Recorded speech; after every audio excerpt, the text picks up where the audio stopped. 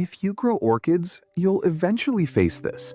A perfectly healthy plant suddenly rotting from the inside out due to fast-spreading bacteria or fungi. Left unchecked, it will take the whole plant down. So in this video, I'm going to show you how to bring a rotten orchid back from the edge, quickly, using only items you already have at home. Let's get into it. So first, let's get this out of the pot. And right away you can see the problem. These roots are in critical condition. Healthy orchid roots should be plump, firm, and either bright green or silvery white. What we have here is shriveled, papery, and discolored. Most of them are completely dead. And look at the bottom. Old compacted bark and a styrofoam block buried in there. That's blocking airflow and trapping moisture in all the wrong places. Root rot first, then the whole plant follows. This is exactly what we need to fix. So let's start loosening up the roots and clearing out all that old medium.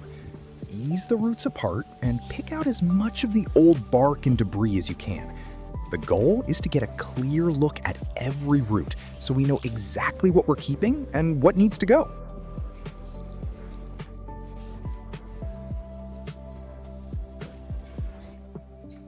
Now grab your shears and begin removing every dead root, rotten section, and the flower stem. A dying plant can't afford to waste energy on flowers. Every nutrient must go toward recovery. If it's dead, brown, or mushy, it goes.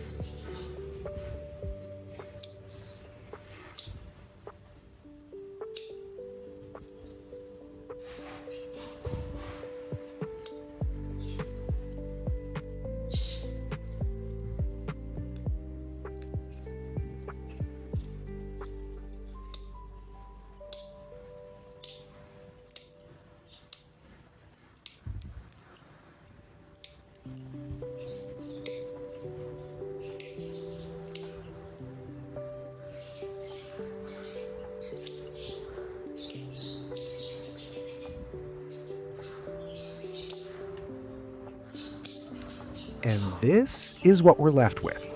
Small, bare, and honestly, a little sad looking. But don't let that fool you. This is actually perfect.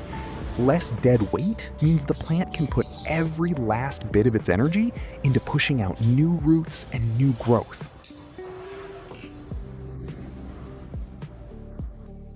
Now, let's give it a quick rinse with clean water. Wash away any remaining debris, old medium, and bacteria from those fresh cuts. Just a gentle rinse, nothing aggressive.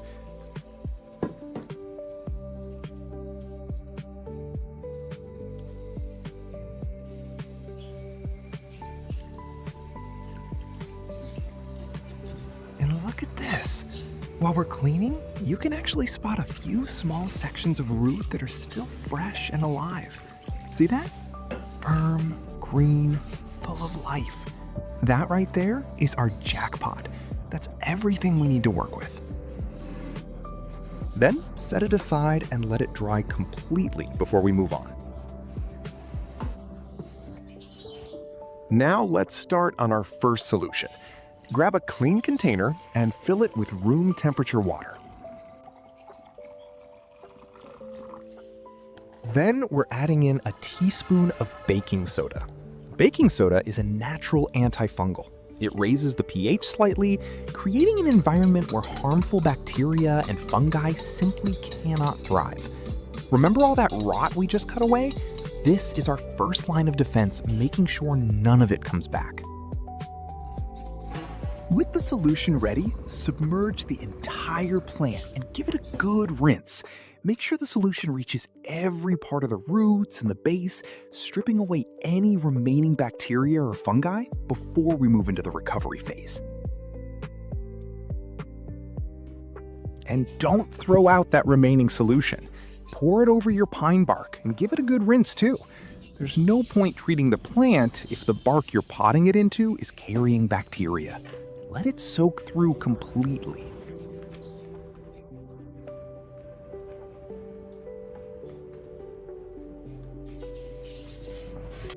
After about an hour, take the plant out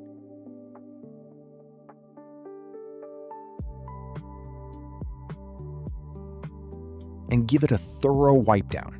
Get into every crevice, the base, the leaves, all of it.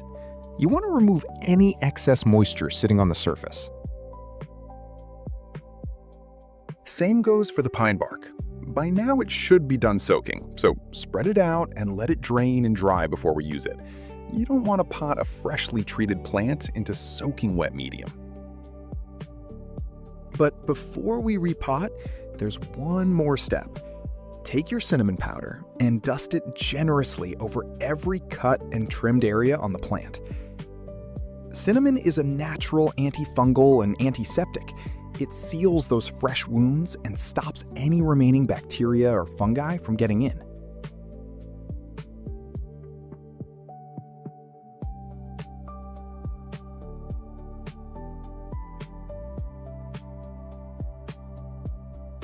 Now we're ready to repot.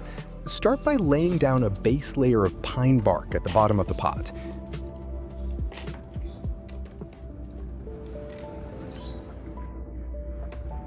Then position the orchid in the center and begin filling in around it, working the bark gently between the roots all the way up to the brim. Don't pack it too tight. You want air to still circulate freely through the medium. The roots need room to breathe.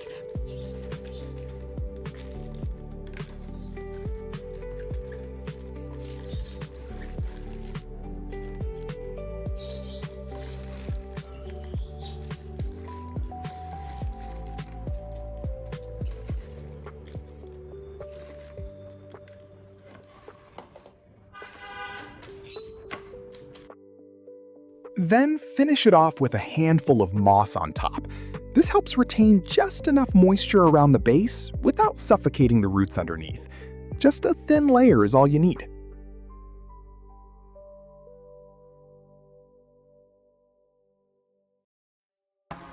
Now for our main solution.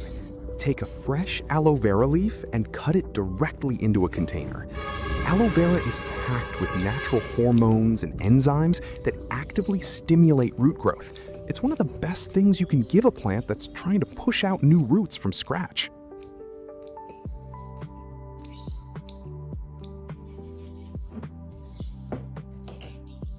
Then add in a couple teaspoons of uncooked rice. Rice releases natural starches, vitamins, and trace minerals into the water that provide a gentle, slow feeding for the roots. Nothing too strong or shocking for a plant that's already vulnerable.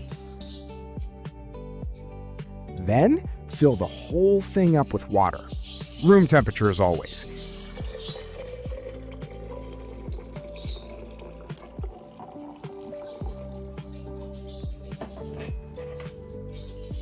Give it a good stir to start releasing everything from the aloe vera and rice into the water. Then close the lid and let it sit. Give it at least a few hours, overnight if you can. After an hour, go ahead and strain out all of the solution. You just want the liquid, none of the solids.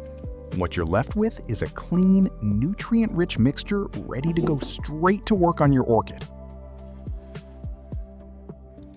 Pour a good amount of the solution into a spray bottle first, then begin misting the entire plant. Work your way from the leaves down to the base, and make sure you're getting the underside of the leaves too.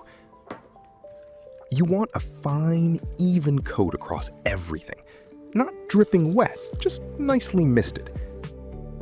The aloe vera is going to start stimulating those fresh root cuts immediately, and the rice water is providing that gentle first feed the plant desperately needs right now.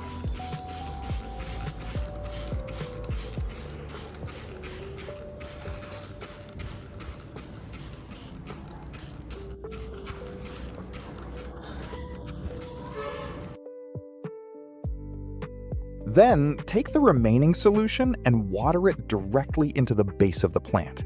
Pour it slowly and let it work its way all the way down through the bark to the roots. And this is actually a good point to mention. This isn't just a one-time treatment. Make this part of your regular care routine. Misting and watering with this solution once every 2 weeks gives your orchid a consistent source of natural nutrients and keeps bacteria and fungi from ever getting a foothold again. And finally, take another container with some holes punched in it and place it over the plant, turning it into a temporary little greenhouse. From here, find a bright spot with indirect light and just let it sit. No direct sun. That will do more harm than good at this stage. Just soft, consistent light. 4 weeks. That's all it took. Look at this plant. Cast your mind back to what we started with. Shriveled, rotten, barely anything left. And now, fresh, vibrant leaves, thick, healthy roots, and look at those bright green growth tips pushing out. That right there is new life.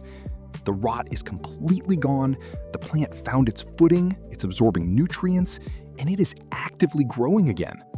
This is why I always say, never throw an orchid away before you try, because more often than not, there's still something worth saving. And there you have it. A completely rotten orchid brought back to life in 4 weeks with nothing but baking soda, aloe vera, cinnamon, and rice water from your kitchen. Leave a like and subscribe if you want to see more of this, and I'll see you in the next one.